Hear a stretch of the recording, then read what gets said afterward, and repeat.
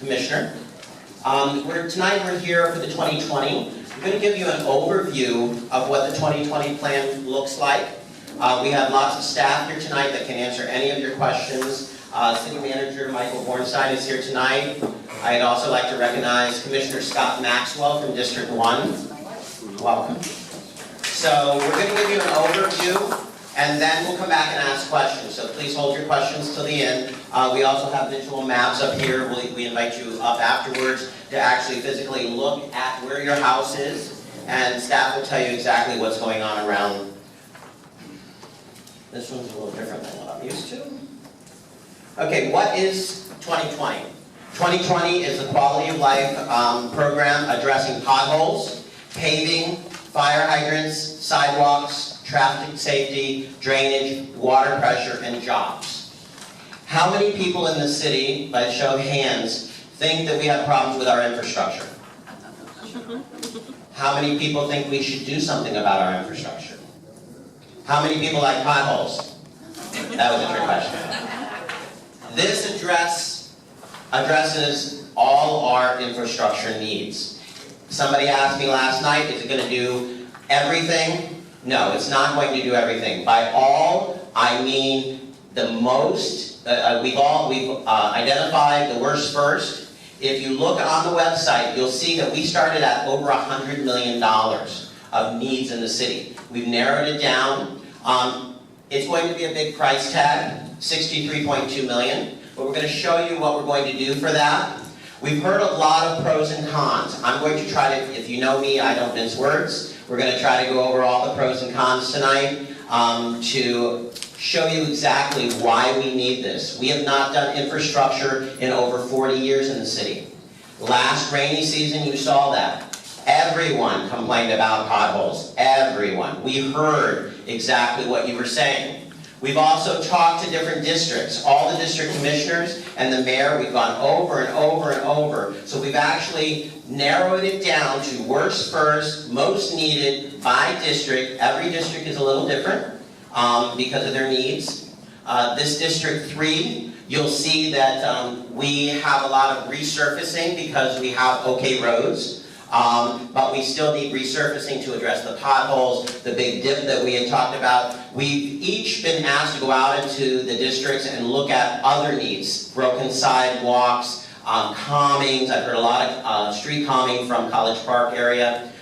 So we've looked at all that. We're also looking at you to weigh in. If there's anything else that you see that you might need in your district or in and around your homes, let us know.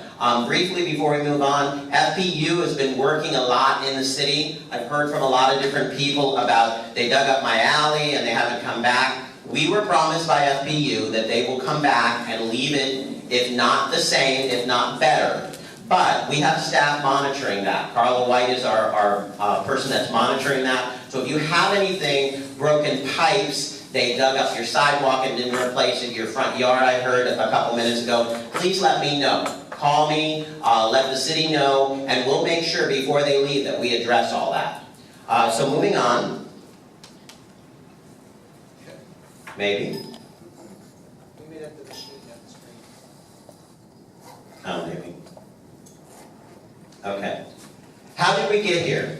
It's accumulation of several master plans from 2001 Park and Commerce Master Plan, 2005 Water Sewer Master Plan, 2012 Stormwater Drainage Master Plan, and 2013 Roadmap Master Plan.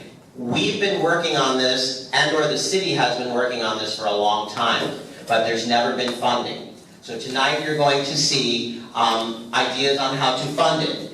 As your city commissioner and your mayor, it's our job to identify the problems and bring it to you as a voter. You will make the final decision. Am I going in the right direction? There you are. Okay, it looks a little different. Did you change it? I won't tell you. Road budget. Yes, you did change it. $5,000 total annual budget. $300,000 pays for streets, lights, repairs, electric costs. $200,000 left for street repairs. You're killing me. Lending to a few major projects, North A Street improvements, and this is the way it breaks down. And again, we'll have backup and you'll be able to look at all this online. Repairs, potholes, reduce wear and tear on your vehicles. Again, we heard from a lot of different people about the potholes in the city, damages to cars. The potholes are there because we continuously patched everything together for years and years. Traffic safety and neighborhood enhancements, fewer speeding accidents, and improved street lighting. Not everybody wants a street light in front of their house, but a lot of people need them. So this is something that's going to be a little bit more creative. We'll talk to the different districts, see where we're actually missing street lights.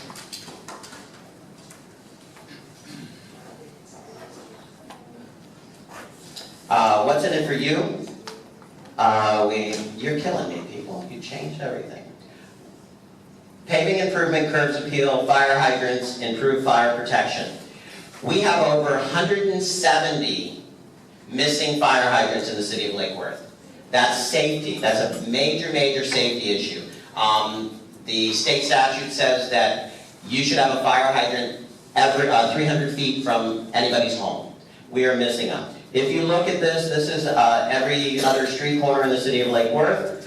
The curb is damaged. The potholes have been fixed and not fixed and come up. Where you see that big empty, or that big space in the middle, that's where they actually dug it up and tried to repair it. But you see that it's in need of a lot of repairs. This is what it should look like, and/or with lighting. Again, lighting is going to be a little creative. Some people want it, some people don't, some people need it. Improved curb appeal, improved fire protection. Again, you see the fire hydrants are where they should be. What's in it for you? Sidewalks. We've heard from people, sidewalks, sidewalks, sidewalks. Again, each district is different. Not everyone wants a sidewalk or needs a sidewalk. However, we need safe sidewalks in and around the school, in the certain districts, to get people from A to B, and also for handicap access. But this is what some of the sidewalks look like. And obviously you can see it's not safe. You see a little girl walking in the street. This is an unpaved road in the city of Lake Worth. And you may not see it in your district, but we have a lot of unpaved roads in the districts. Who knows what this is? Drainage, reducing flooding. This is a big problem at the base of the bridge. Again, it's infrastructure.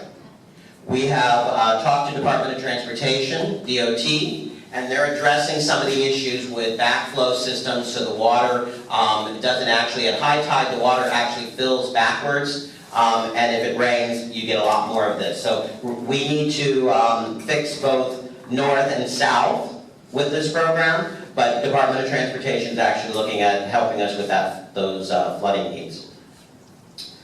Water pressure, happy showers. Everybody likes a happy shower, and I tend to go in a couple of different directions. We have a $14 million new reverse osmosis system. Beautiful drinking water. However, not everybody's getting happy showers in the city, because by the time the water gets to you, it comes through rusted pipes. That's infrastructure. Those pipes have not been fixed for over 40 years. I actually brought props with me tonight. I have a couple of the pipes up here that I'll show you a little later. What the water's coming through. I drink the water out of the tap. A lot of people do. But again, it's not giving you a happy shower. Park of Commerce. Anybody know where the Park of Commerce is? We heard that on the south end, that people didn't even know where the Park of Commerce is. Ladies and gentlemen, the Park of Commerce is your best chance to raise taxes in the city of Lake Worth and offset your taxes and what you would be paying into this program. The Park of Commerce is west of the old Publix, the Publix Sabor on Lake Worth Road. You'll see a new housing development going up there. And back in that area is the Park of Commerce. The Park of Commerce needs to be developed. The reason we can't develop it is there's no infrastructure in the Park of Commerce. And we're looking to create what we call shovel-ready projects. When other people are coming to the city, when other cities are turning away development and they may be looking at Lake Worth, we need shovel ready. This is the chance to actually do some of the Park of Commerce with some of the infrastructure so we can entice investment with growth in the Park of Commerce. And it's our best shot at bringing new taxes into the city. This is kind of an overview of what we're looking at doing. Do it once, do it right. The mayor and I continuously tell staff, do it once, do it right. We have a phenomenal new staff, we have a phenomenal new commission and mayor, but I have a little story to tell you. On my street, prior to me becoming commissioner, they came in and they put a beautiful new speed bump for calming. Had great speed bump. A week later, they came and paved the street. That's because the different departments in the city were not working together. So what we've said now is we've identified the problems and do it once and do it right. So there's no additional cost to the taxpayers. Each district has its own needs. You're going to see the map behind me here. And again, it's online and we also gave out some handouts. The dark red is new roads. The blue is resurfaced roads. And then we're also looking at street calming in certain areas. This will address sidewalks, broken sidewalks. We will not replace every sidewalk in the city or add sidewalks. We're going to be very specific where sidewalks are needed. When you start that, especially in this district, a lot of people would get a sidewalk across their front yard. We don't need that. We need to make sure that the sidewalks we have are safe and repaired, and then we also need to finish the sidewalks in and around the schools to get the children there safely. This is a breakdown of District 1. You'll see as we go through, each district's needs are a little different. And here we are in District 3. You see that we have a lot more need for resurfacing than we need for complete new roads. What we did when the mayor and the commission looked at this, we looked at over and over and over. We had staff come in and share with us what they were finding out there. When the streets were done in certain areas, you're supposed to have so much shell rock, you're supposed to have so much resurfacing. We found that when they started digging up certain areas of this city, none of that was done. None of it was uniformed, and it was all mismatched. So that's why we're getting the damage that we are now, because it wasn't done right. So again, we're going to do it right. We're going to do it once. District 4, again, a little less new roads, a little bit more resurfacing. Okay, the roof analogy. The city manager says a little different than I do, but when you have a leak in your home, what happens? It creates bigger problems. If you don't take care of it, it creates bigger problems. We have a leak in the city, in our infrastructure. If we do nothing, it will only get worse. We need to repair our infrastructure in the city. And we've heard, some people will pay more than others. We need to look past that because we are one city.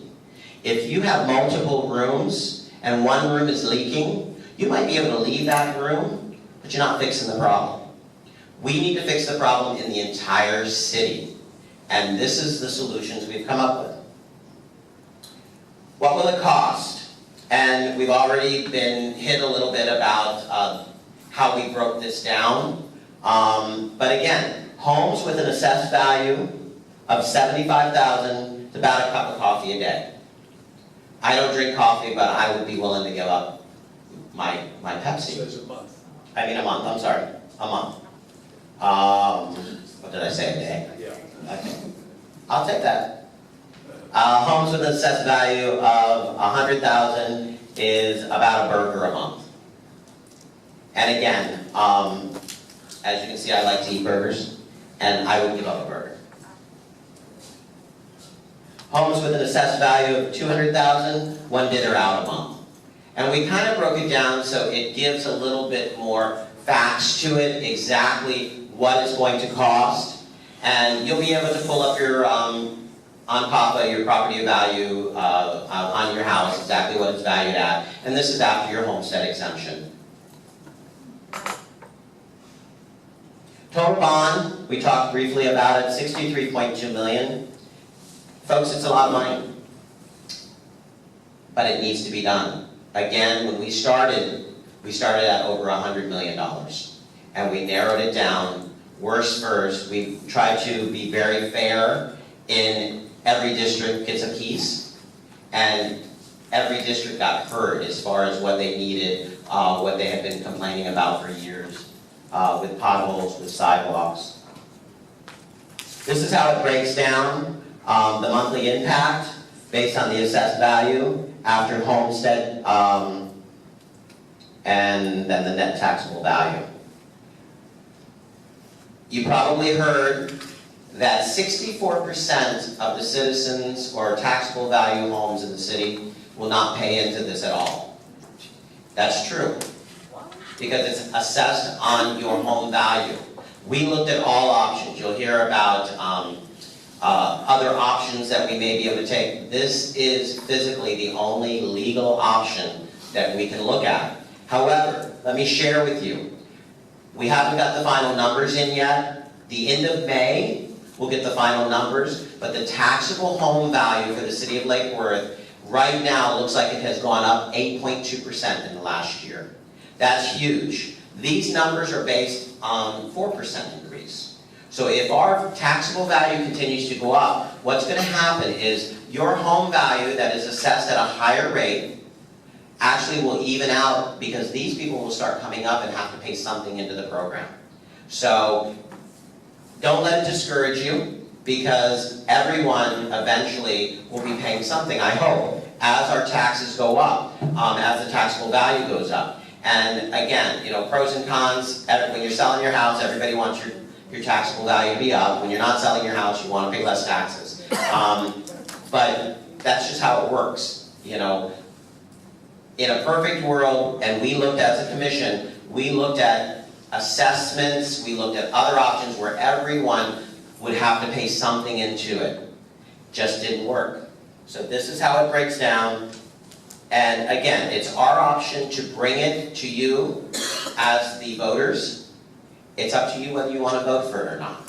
But I can tell you tonight that either you vote for it, people have asked what's option B. Option B is to continue on the same way that we have. Because either we move forward and fix the infrastructure and invest in the city of Lake Worth and invest in the entire city of Lake Worth, or we will continue to fix what we can with whatever grant money or whatever increases in taxable value comes in.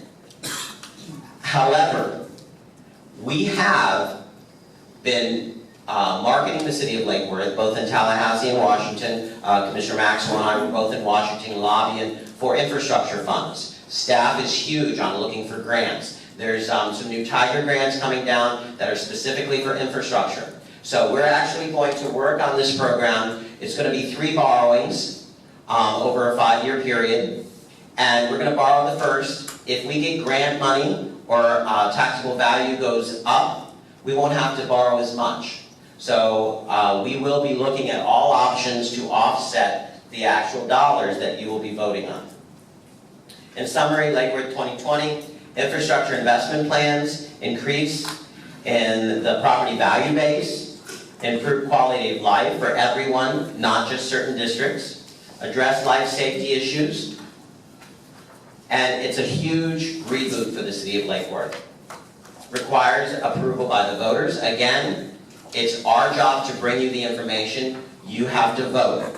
We've heard some pros and cons. Well, we'll be one of the largest taxable cities. Who will want to live here? I can tell you by the 8.2% increase in taxable value, somebody wants to live here. And how many people heard that the Gulfstream sold? Gulfstream just sold. That's huge. People are investing. I can tell you, in the next 2 years, we have over $80 million worth of new investment coming to the city of Lake Worth, and there's new people coming in every day. People want to be here. People want to live here. We sit at the base of one of the wealthiest cities in the world. There is no reason why we can't succeed.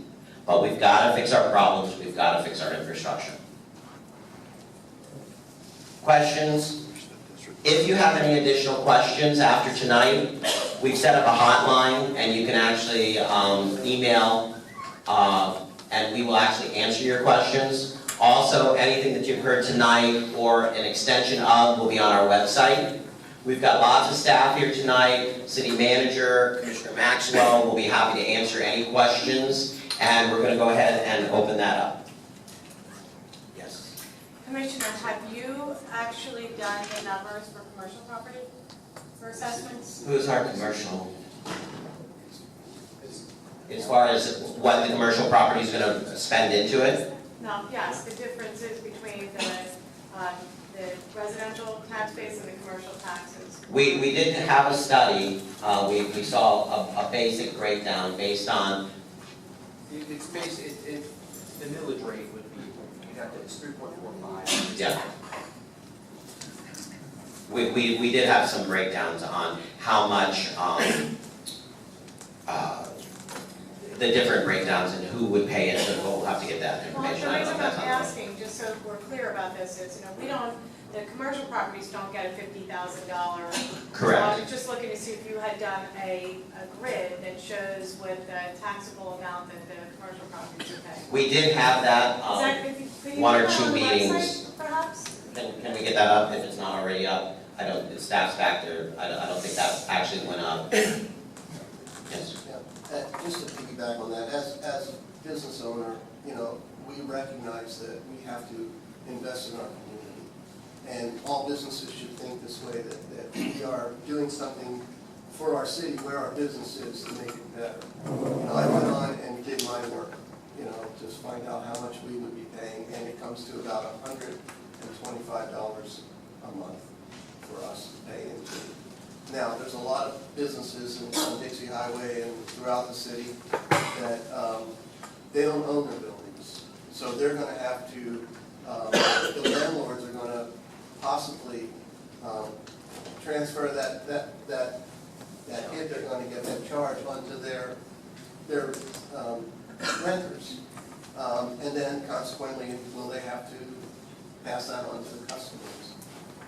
My thought is, and I don't know if this is possible, and I know I'm hearing different things from the county, but if we, from a business standpoint, it seems fair to be able to, if we could increase by 0.5% the sales tax to generate funds, then it's shared by everyone who comes and uses our infrastructure, no matter who it is. And the businesses feel it's fair that way, and of course, everybody shares the same way. Even the people who are paying no taxes whatsoever. I don't know if it's feasible, but, and also, we get a gas tax in the city of Lakewood. And that gas tax, I don't know where it goes to, whether it goes into the general fund or whatever, but that gas tax can be somehow funneled to, because it's supposed to be used for roads and infrastructure. And we talked briefly prior to the meeting, and City Manager, if we could find out and answer that question in reference to We can do the gas tax. the gas tax. Actually, Commissioner. Well, I can speak, and Commissioner Maxwell, and I think I told you briefly, that we've been talking about the tax. And what he's saying is, almost a year ago, I'm a small business owner, and we charge 6.5% sales tax. And that piece went to schools. That lived its life, and now we're back at 6%. I still have people throwing 7 cents at me.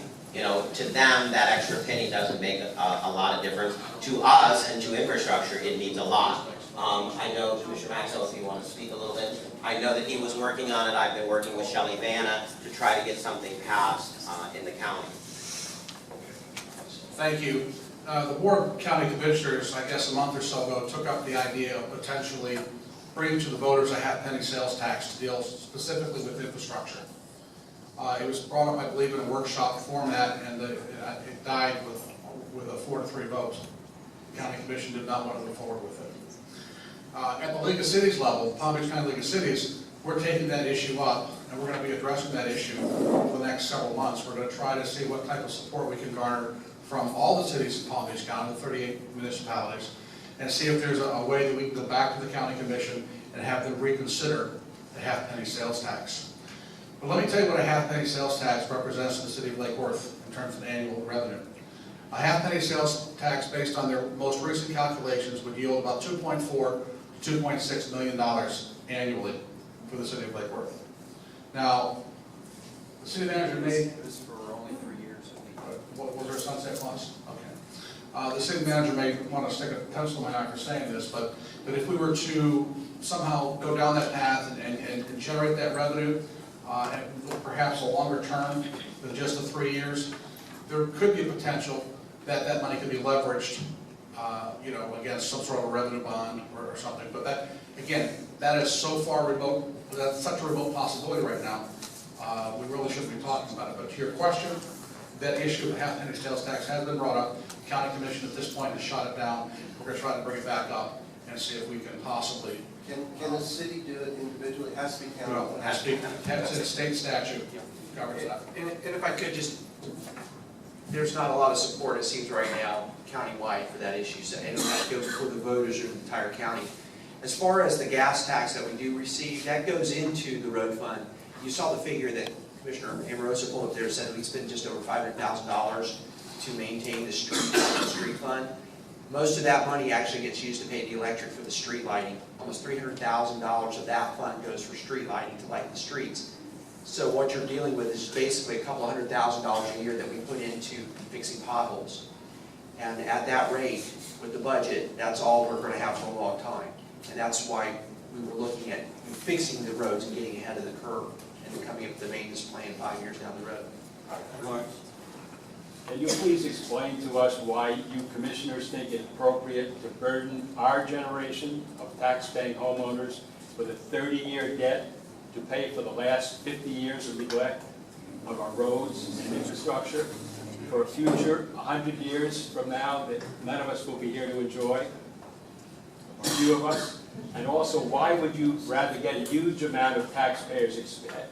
Why would you rather get a huge amount at taxpayers' expense to contract for large, possibly boondoggle projects, instead of overseeing the less glamorous work of day-to-day improvements to our roads and water infrastructure and funding them from grants and our present budget?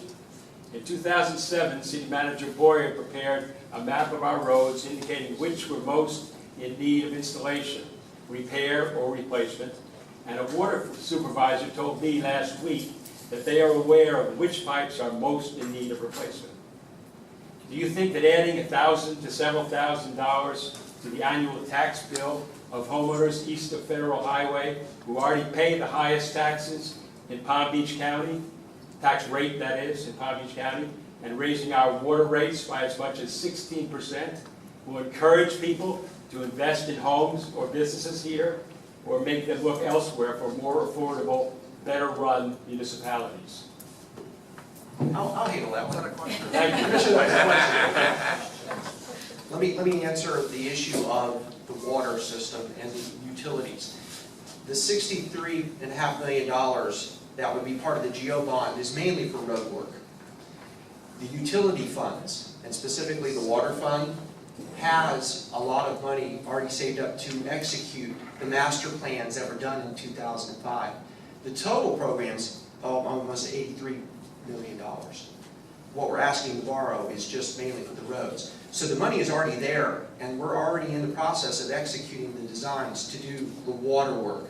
But that's under the surface. That's adding the capacities, that's fixing the water lines, that's looking at doing a lot of things. But if you're going to go and tear up that roadway and do a road project, the question becomes, shouldn't you fix the road surface, the drainage, the sidewalks, and the curbing? And so doing a comprehensive road program along with what we're talking about doing the water plant. What happened 100 years prior to get us to this point? Thank God there were people that had the foresight to buy properties, to build infrastructures, to lay out the things that we enjoy as current residents. For the last 40 years or so, because it wasn't invested in and maintained properly, I can't give you an answer on the fairness, other than saying, no, it's not fair. But somebody has to do it. We have to step up to the plate and say, are we gonna be like the original people that came here, built the city, and did these things, or not? And that's a personal choice.